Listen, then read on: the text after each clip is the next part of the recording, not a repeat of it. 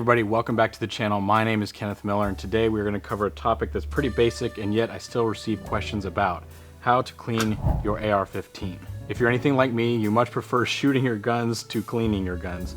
But if we take care of the weapon systems, they're going to take care of us. So we're going to do due diligence and make sure that we're keeping up with cleaning our weapon systems. That way when we're out on the range, we're having more fun and less malfunctions. Today I'm just going to cover a super basic overview of how to strip the rifle down to its main components and clean them. That way your rifle can keep functioning the way you need it to. First things first, we are going to make sure that the weapon is safe and clear. So we are going to remove the magazine and inspect that there is no live ammunition in there. And then we are going to clear the chamber by pulling the charging handle back. All you need to do to lock the bolt to the rear is to press the bottom of the bolt catch and then pull the charging handle back while maintaining constant pressure. And then we can visually and if need be physically inspect the chamber. So I'm going to drop the bolt and now we can take the rifle down. Some basic tools that I would suggest having for the cleaning process is a pair of gloves, because I find that being able to have my fingers as a part of the cleaning process, I can get into little nooks that tools can't and maybe some brushes can't. So for me, I'm going to end up using my fingers anyway. I might as well just have them gloved up.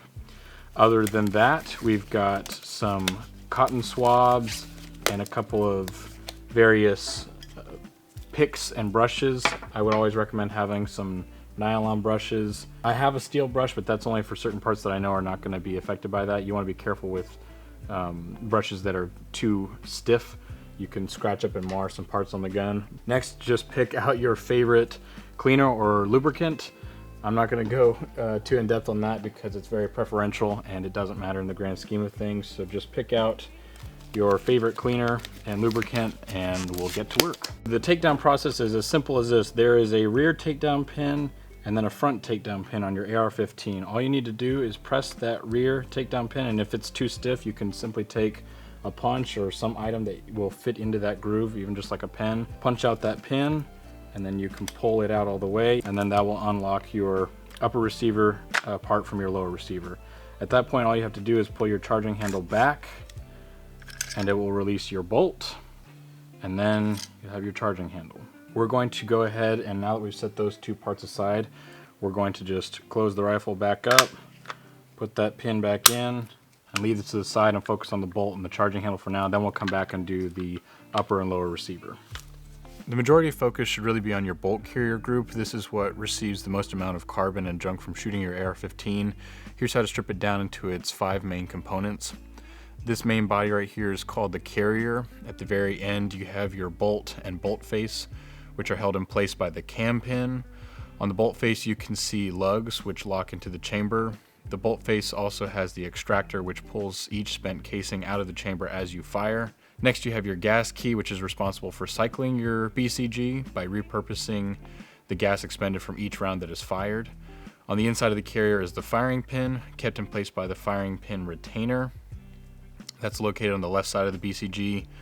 Underneath that, on the belly of the carrier, is this flat portion. This pushes the hammer back during recoil in order to reset the trigger. In order to break the BCG down into its main parts, start by pulling the firing pin retaining pin out. You may or may not be able to do this with your fingers. You might have to just grab a tool that you have on hand. Next, place the BCG upside down and shake the carrier to release your firing pin. Now you can rotate the cam pin 90 degrees and pull that out from the carrier. And then next you can pull the whole entire bolt assembly from the carrier. I'm going to really focus on these parts for today, and then I'll do a very brief rundown of cleaning the upper and lower receiver at the very end of the video. So let's dive into cleaning.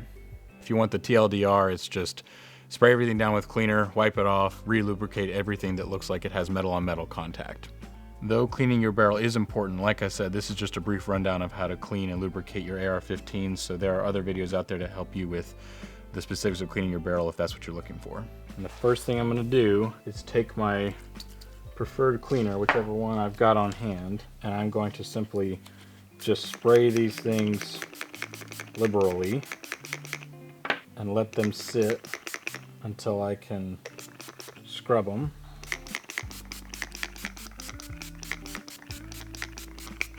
Charging handle. All right. Okay, now with my more stiff brush, whether it's my brass or my steel, or if all you have is a nylon brush, I'm going to start scrubbing these things down. So I'm going to focus on one while the others sit and let the carbon kind of come off of them. So I'm just going to scrub the bolt face, get all this junk. What I'm doing is I'm just knocking off the majority of the gunk that's been collecting since I last cleaned this gun. It's going to be pretty caked on there, but that's okay, we'll get there. You can see all of that gunk coming off on my gloves, which is good. The hardest part to clean is generally the bolt right here. There's the rear end of the bolt that receives a lot of carbon and just junk that kicks back. That should not look black like that. That should look like a pristine chrome or whatever finish is on it, but it should not look knurled and like there's caked bits of lead on there. So we're gonna have to knock all of that off, and that might require getting out a stiffer brush or even a pick.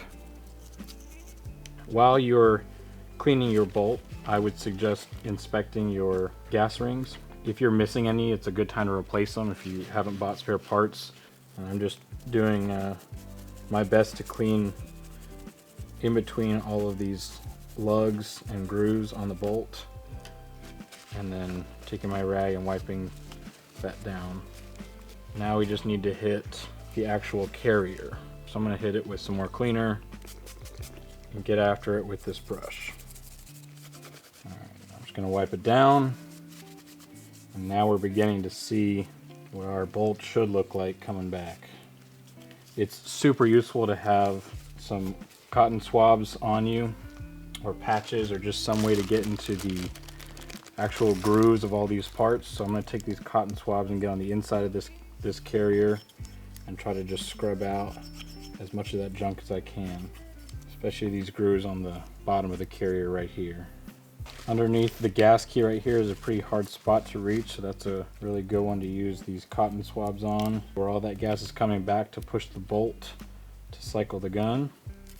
Now, in order to get your gun this dirty, you're going to have to be shooting a lot, like a lot, or some really bad ammo, or thirdly, shooting suppressed, which kicks a lot more gas back into the bolt than when you're not shooting suppressed. So yours probably won't be as dirty as this one.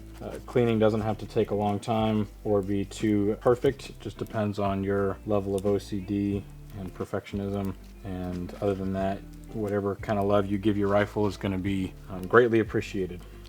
I'm going to just do the same thing with this charging handle, just try to kick off as much junk as I can with this nylon brush, and then I will hit it with one of my rags.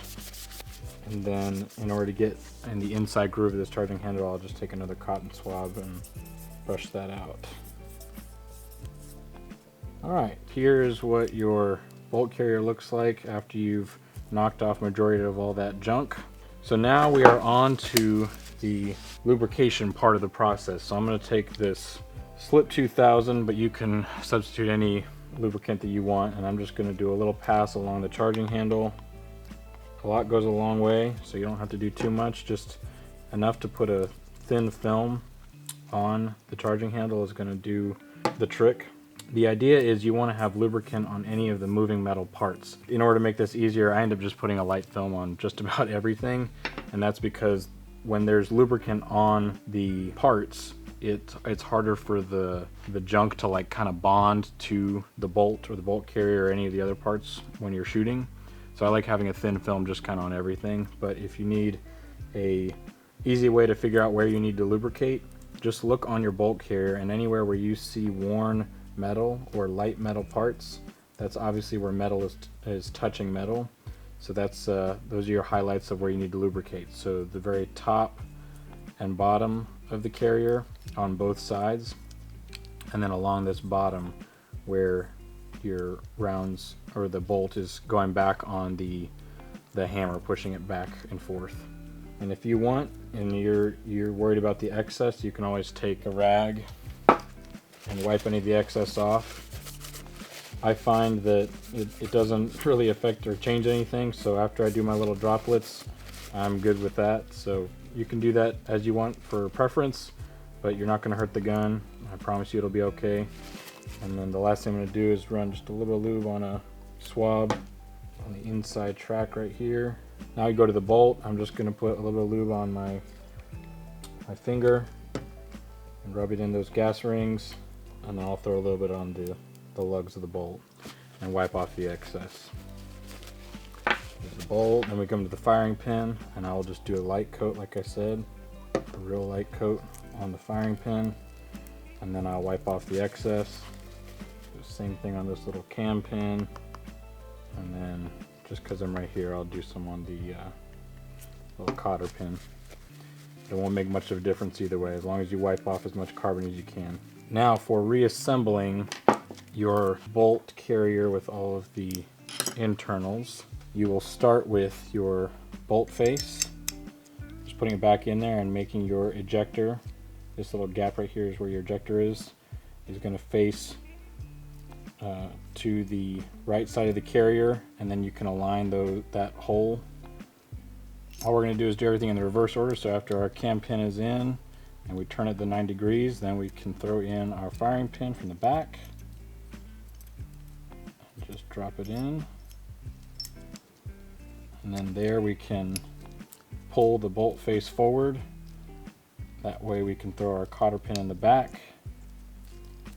And now our carrier's all together. So we've cleaned our carrier, we've relubricated it, and we've checked our gas rings. Another way to check to see that you have a good seal on the gas rings is to extend the bolt all the way and then place your bolt with the bolt face at the bottom. And as long as it holds and it doesn't collapse, you've got a pretty good gas seal for whatever you're trying to accomplish. So now our bolt's clean and our charging handle is clean. So next what we're going to do is we're going to bring back our upper and lower receiver and give you a quick rundown on how to clean that. All right, now that we have our upper and lower receiver again, we're going to once more just press that rear takedown pin to separate the upper and the lower. And then if you want, you can hit the front takedown pin as well and pull that pin out to completely separate the two parts. The main components you really want to hit is just the upper portion of this receiver, and put some lubricant in there and just get to scrubbing out all the junk in here. I find my best results are just when I use a shop rag or something and get it down in there, and use a Q-tip to push it into the nooks and crannies. So as long as you're kicking off just whatever you can easily grab at, you're going to be more than okay. And then lastly and most importantly, what we're going to do is we're going to try to clean out this chamber. So we'll get some lubricant on our nylon brush. We're going to get in there and try to clean our chamber. This is a great reason to purchase some bore snakes, because then you can just throw those straight down through and clean your barrel and your chamber kind of all at once. But I'd say cleaning your barrel at least every couple hundred rounds is a good idea, and more specifically cleaning your chamber and your barrel before you're going to zero the rifle. All right, that's just about good on the upper receiver. If you want, you can drop a few little drops of lube along the top of the receiver. That way your charging handle runs a little bit smoother. And then I like to throw, like I said, just another light, super light layer right on the inside of those chamber, right where the rounds feed in. Now for the lower receiver, all we're going to really do is we're going to spray down this trigger assembly and get to scrubbing that with a nylon brush. If you need to, you can let the hammer down slowly and then scrub out everything you see in here. You don't have to worry about it too much, it's pretty straightforward. And then just get your rag in there and some Q-tips and try to dry out all of that lubricant that you sprayed in there. As far as lubricating your lower receiver, there are a lot of people that'll get into arguments over this, and it can become kind of, like I said, preferential is the nice way of putting it.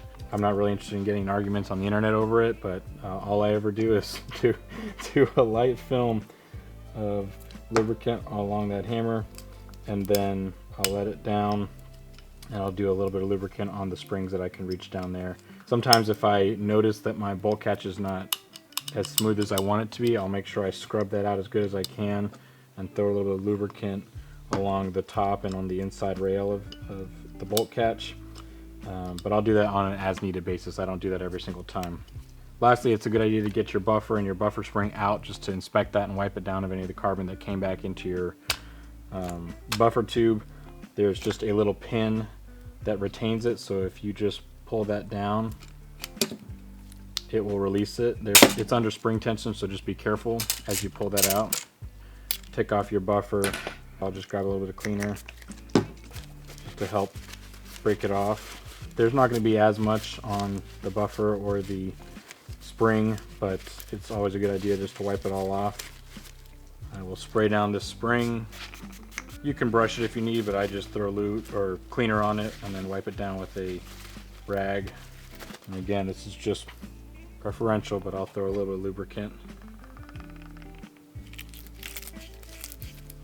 And any of the excess lubricant I'll just put on the buffer, and then you stick that right back in your spring, make sure it clicks. You can throw that back into the buffer tube. Okay.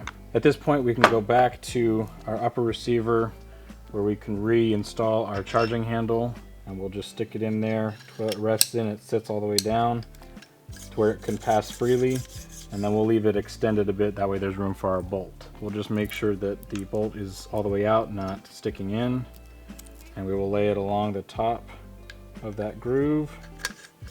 All we have to do now is just to realign our rear and our front takedown pins and push those in. And we are back in business. Then you can just run the charging handle a couple times and do a full functions check. There you have it, folks. There's how to do a basic cleaning of your AR15. It shouldn't take more than like 8 minutes or so, and you can use some basic tools you have on hand, so don't overthink it. All you need to know is how to properly take down your bolt and your upper and lower receiver and scrub all the lead out, and then after you clean it, just make sure you relubricate it and you can get back to shooting on the range, which is the best part of cleaning a rifle. Now that it's clean, go out and shoot it. So thanks for watching. I hope you all enjoyed, and I'll see you next time.